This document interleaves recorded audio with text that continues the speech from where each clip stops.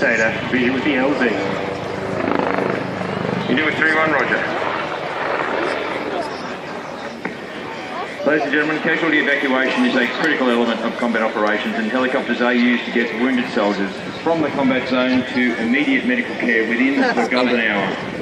The golden hour is the time within which a soldier with a traumatic injury, if attended to by medical personnel, has a much higher likelihood of survival. A number of aircraft will always be allocated to specialty evacuation during combat operations to both improve the survival prospects of wounded soldiers and to ensure the remaining soldiers are not impeded from completing their mission by having to receive soldier care.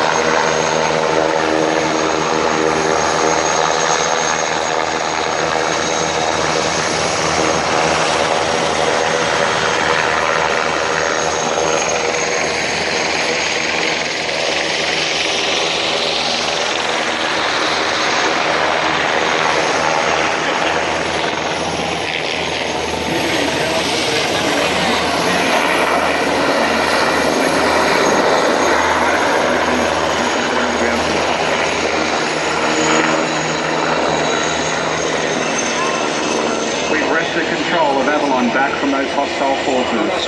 We've evacuated our casualties. Now, reinforcement. You look to your right after the helicopters depart. On the horizon, you can see a pair of C-130J Hercules, call sign Trojan.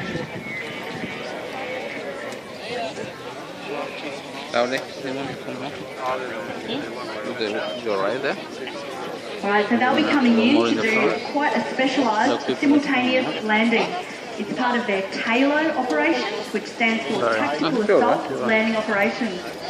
The whole point of the Tactical Assault Landing Operation is to rapidly insert forces into any runway by landing the formation simultaneously instead of one behind the other. This achieves maximum concentration of force, minimum time on the ground, and minimum time of exposure to any hostile forces that are still around. Are they coming? The C-130Js, number 37 Squadron of the Royal Australian Air Force, used in conjunction with the C-17-3 Globemaster and the C-27J Spartan, to provide air mobility to the Australian Defence Force.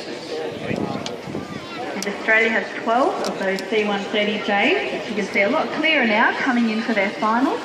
You'll note Lee, number 1 in the front, wingman, woman, number 2, and they both have a different aspect and approach. It's quite a specialised landing technique. Obviously you've got a little bit of an aircraft problem in front and behind you, so they actually aim to land almost at the same time and stop within 2,000 feet to ensure they have enough room to then take off straight away. One aircraft aiming for the threshold, the second aircraft aiming for about 2,000 feet in, getting ready to conduct the pairs landing. You can clearly see the different angles of those landings.